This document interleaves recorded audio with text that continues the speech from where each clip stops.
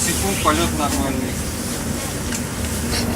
Значит, Дмитриев Олег Юрьевич, заместитель начальника управления районов падения Центра эксплуатации объектов наземной космической инфраструктуры.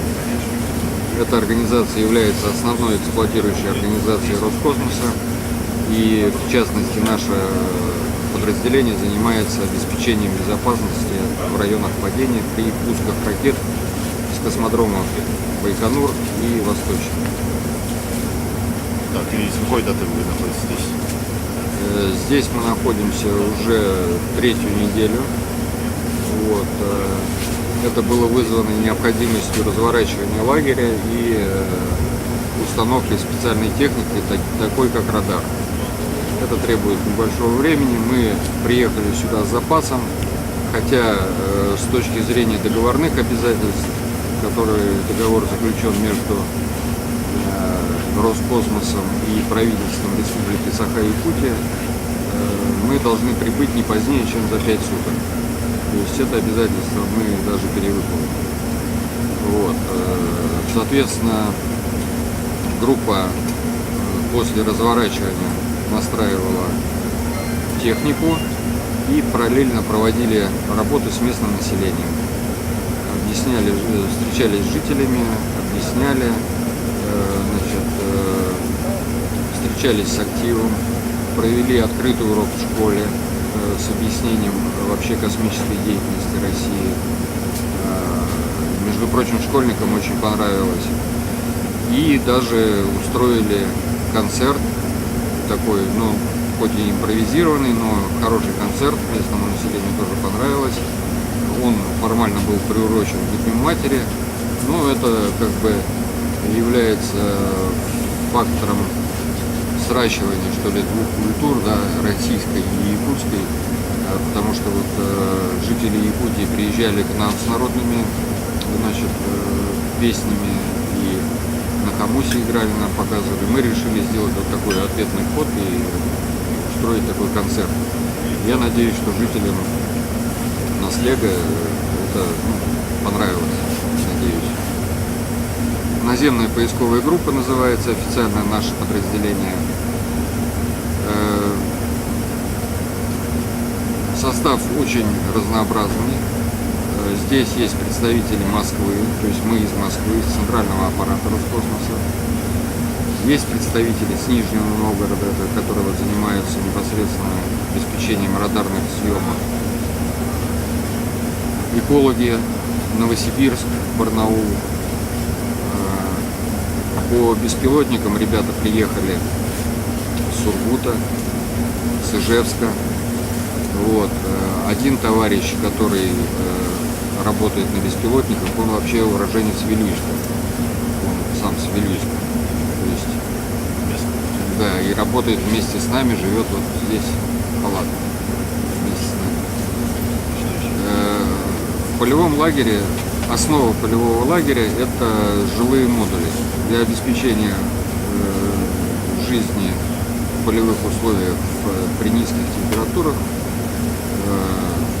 значит, развернут полевой лагерь, который полностью обеспечивает нам функционирование автономное от населенного пункта вентиляции.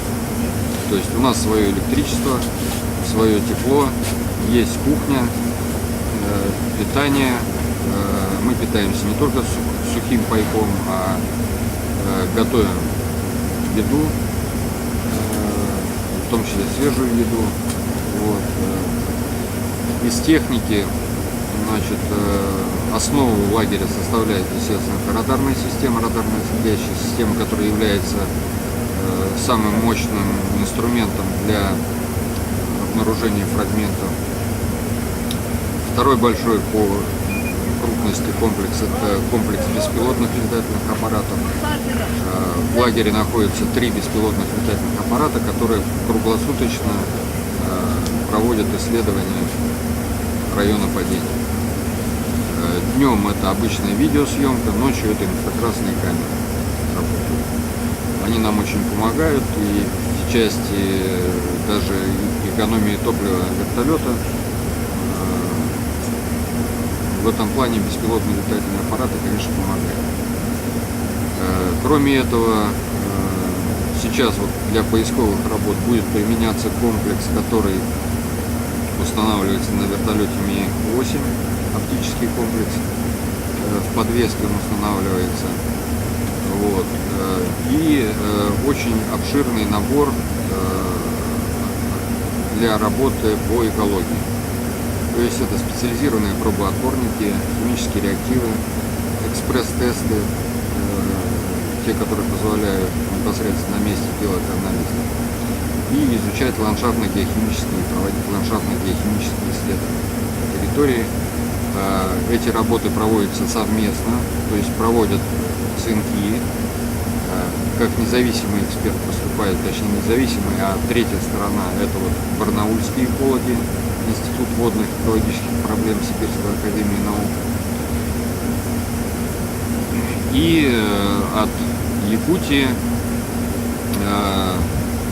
Министерство охраны природы возглавляет эту работу. Но вообще всю работу здесь курирует Министерство охраны природы Республики Саха-Якутия и представители РИАЦЕМ Республики. Радар сейчас зафиксировал 4 фрагмента, вот, которые мы будем искать и вывозить в дальнейшем. Вот они будут вывозиться в Вилюйск на склад, там исследоваться и отправляться дальше на утилизацию.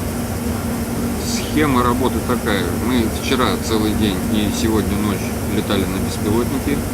Сегодня еще день и ночь летаем на беспилотнике. И с завтрашнего дня начинаем летать уже на вертолете. Потому что вся информация к завтрашнему, точнее, к завтрашнему утру уже будет уточнена для поисковых работ, которые можно будет уже применять вертолет.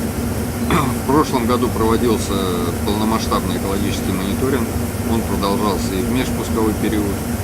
Он проводился месяц назад. Мы прилетали, смотрели, значит, отбирали пробы. Перед пуском отбирали пробы, и сейчас будем отбирать пробы. По результатам прошлого пуска выпущен отчет.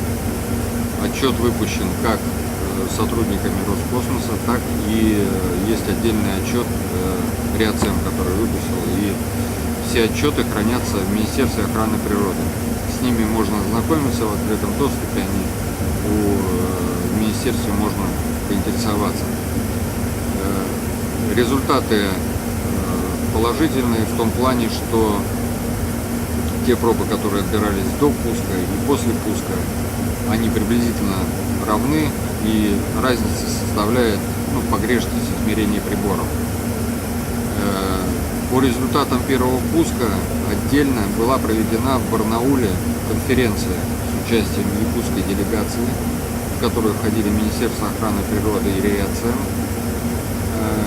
И на этой конференции детально обсуждались результаты, полученные после первого пуска.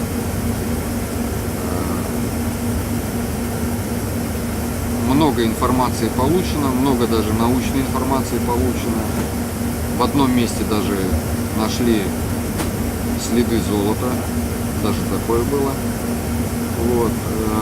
В целом я могу сказать одно, что результат, который подтвержден и Министерством охраны природы и РИАЦЕМ, это отсутствие гептила и отсутствие радиации.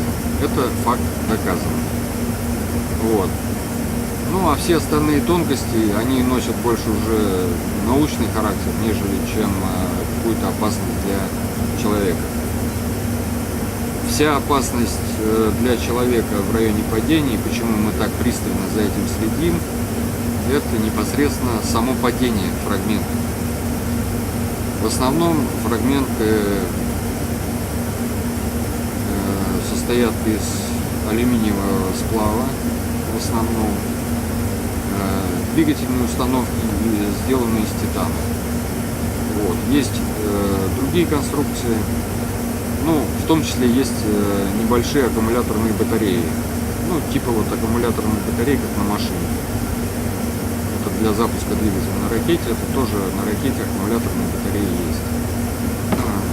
Узкие с космодрома Восточный проходят в разных направлениях. Сейчас у нас 3 направления с космодрома Восточного. Да? На космодроме Восточный построен один старт пока под одну ракету. Ракета «Союз-2». Других ракет с космодрома Восточных стартовать не может, потому что нет старта. В перспективе планируется построить старт для ракеты-носителя «Ангара». Ракета-носитель «Ангара» будет предназначена в основном для реализации пилотируемой программы и освоения планет Солнечной системы, такие как Луна и Марс. Пуски «Ангары» будут в другую сторону, через Хабаровский край, Сахалинскую область. Ракета «Ангара» также будет летать на керосине и кислороде, так же как «Союз», но по мощности она будет превышать мощность «Союза». Повторюсь, что с космодрома Восточный у нас 3 наклонения. Это вот наклонение, которое идет через Вилюйский УЛУЗ. Есть наклонение, которое идет через Хабаровский край, Магаданскую область. И 3-е наклонение, это вот пилотируемое наклонение, это через Хабаровский край, Сахалинскую область. Не планируем ли мы место постоянной дислокации? Значит, только что мы провели с главой Наслега в присутствии замглавы УЛУСа совещание. Мы рассматриваем такую возможность построить здесь какие-то сооружения, которые будут интересны как жителям Наслега, так и нам, которые можно использовать как гостевые дома, гостиницы там, и так далее.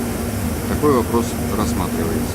Согласно условиям договора, все фрагменты вывозятся с территории района падения для дальнейшей утилизации. Здесь вопрос только времени, да? Как быстро мы их сможем вывести. Вы видите, сегодня на улице 47 градусов, как бы не очень уютно этим заниматься. К работам по вывозу фрагментов у нас на договорной основе подключена служба спасения и авиалесохрана Республики Саха-Якутия. То есть помимо нас они будут заниматься этим вопросом. Им за это как бы платят деньги Роскосмос. Вот. Если техническая возможность высадки, которая не будет угрожать жизни и здоровью этих специалистов, будет, то это будет кратчайший срок. Если нет, тогда будем ждать небольшого потепления там, или перенесем там на весну. Но я думаю, что с учетом подготовленности, в том числе службы спасения и нашего опыта, мы это сделаем достаточно быстро. Фрагментов здесь не останется. Даже в случае, если фрагменты остаются, они не представляют никакой угрозы для населения. Их можно трогать, нюхать, даже лизать. Ну, нежелательно, потому что они грязные. Повторюсь, потому что это, по сути дела, это алюминий. Вот. Ничего страшного в этом нет. Более того, если жители, которые найдут эти фрагменты, укажут нам, где они лежат, Ну, мы постараемся как-то поощрить этих жителей, которые нам помогут. В прошлом году мы заключали соглашение с жителями, с поисковыми группами наследов вторых юбиляцев. Но в этом году, к сожалению, не нашлось желающих, ну, ввиду занятости. Сейчас идет сезон, как раз у них они все заняты, поэтому попросили их не беспокоить. Вот. Но тем не менее, если кто-то из охотников там или кто-то случайно наткнется и укажет нам, где это лежит, мы, естественно, это заберем, ну и постараемся как-то отметить помощь данного конкретного жителя